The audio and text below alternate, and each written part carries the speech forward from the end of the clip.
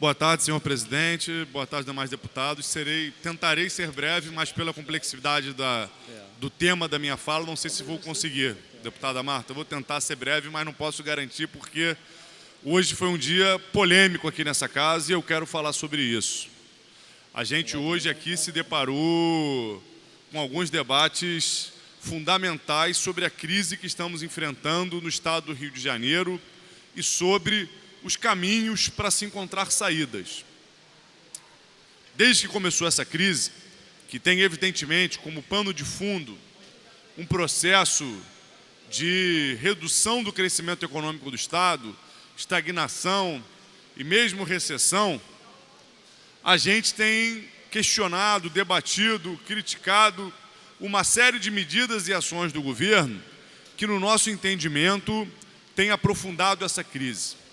A primeira e mais importante delas diz respeito às isenções fiscais.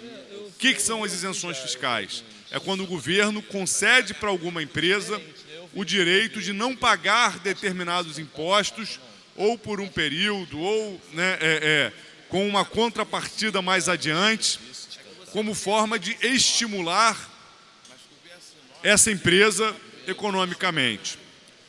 Levantamentos feitos pelo Tribunal de Contas mostram que nos últimos 8 anos foram mais de 150 bilhões em incentivos fiscais.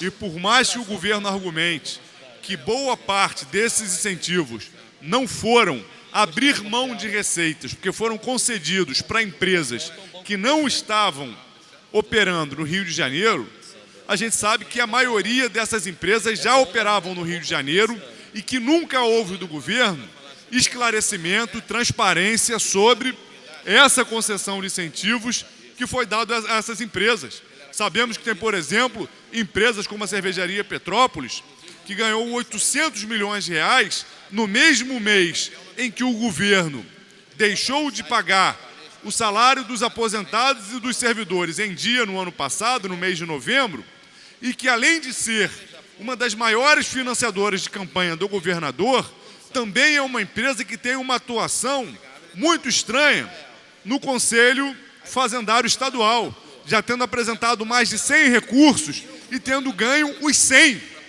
Os 100 é um tipo de concessão que merece, no mínimo, uma justificativa do governo, e o governo tem se recusado a dar.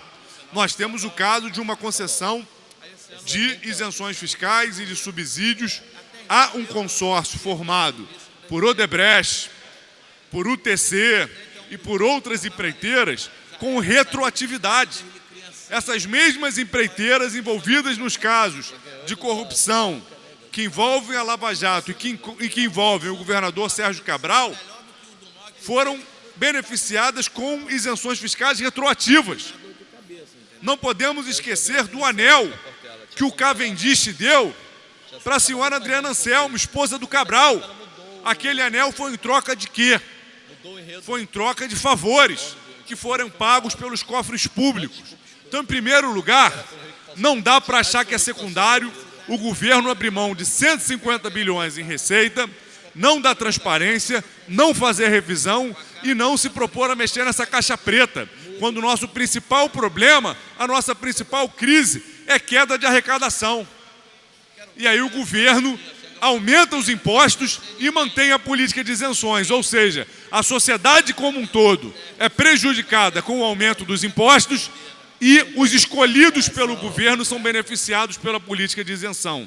Isso não dá para ser assim, e esse foi o primeiro elemento que a gente levantou nesse debate. O segundo, desde que começou essa crise, e o governo Pezão Dornelles já começou com a crise desenhada, não foi encaminhado para essa casa uma reforma administrativa que cortasse cargos comissionados, que diminuísse o gasto com pessoal, que não é necessariamente com servidor público, que melhora a qualidade dos serviços públicos, mas com uma máquina inchada por acordos que o PMDB fez, tentando eliminar a existência de qualquer oposição.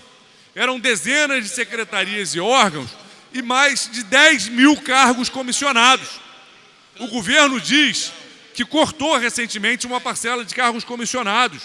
Não encaminhou para essa casa um relatório cortamos X cargos comissionados em tais áreas. Postergou, diz que tomou a medida, mas não apresenta. Nós não podemos ficar dando carta branca para um governo que não dá transparência para as suas ações, que está sendo investigado numa série de processos por favorecimento do setor privado, que tem uma lógica de governo que é da cooptação de aliados e adversários para tentar comprar apoio político. Então o governo não cumpriu com a transparência. O governo diz que tomou essa medida para preservar os servidores públicos, porque a lei de responsabilidade fiscal já está sendo desrespeitada pelo governo e que ele não queria exonerar funcionários. Mais uma vez, falta clareza do governo o que ele está querendo dizer. O governo desrespeitou a lei de responsabilidade fiscal, em primeiro lugar, porque ultrapassou o limite de endividamento.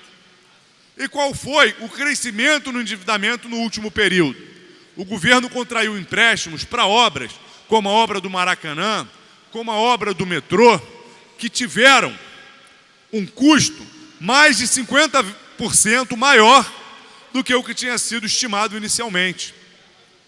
Obras que estão no rol das obras investigadas pelas diferentes ações de investigação de corrupção que estão em curso no Brasil, e especialmente a do Maracanã, quando já veio à tona um acordo onde o Cabral teria exigido a entrada da OAS no consórcio, teria feito essa exigência para o Odebrecht.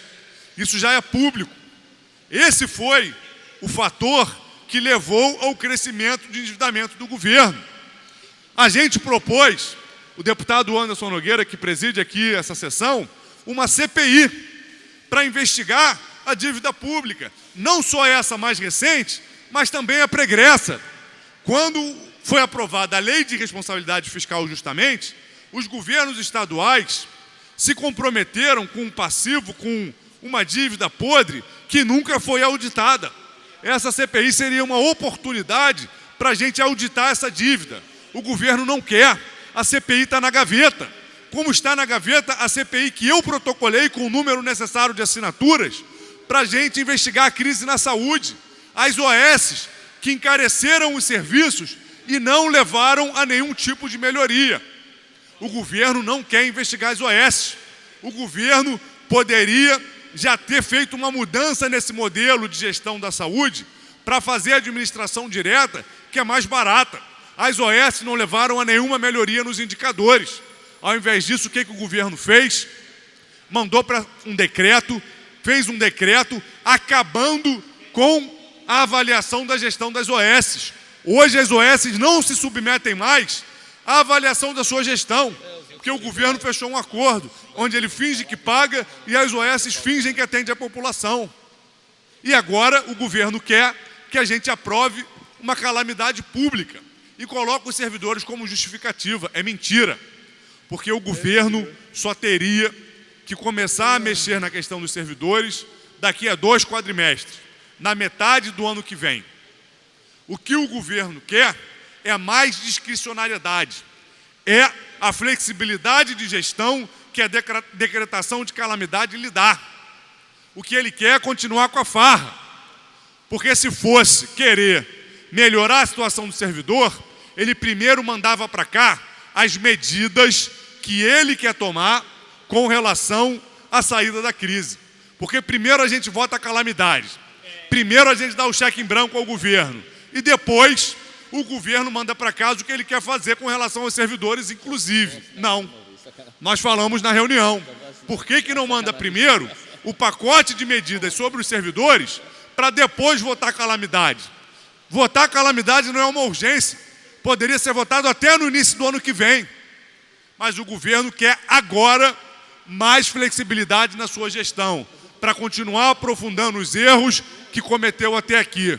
O que o governo quer é um cheque em branco para continuar afundando o estado do Rio de Janeiro. E aí, a gente tem que dizer com clareza, o que está acontecendo no estado do Rio de Janeiro é uma calamidade sim, mas essa calamidade tem nome. Calamidade é o PMDB, que quebrou o Estado do Rio de Janeiro e agora quer ainda mais flexibilidade para fazer o que quiser.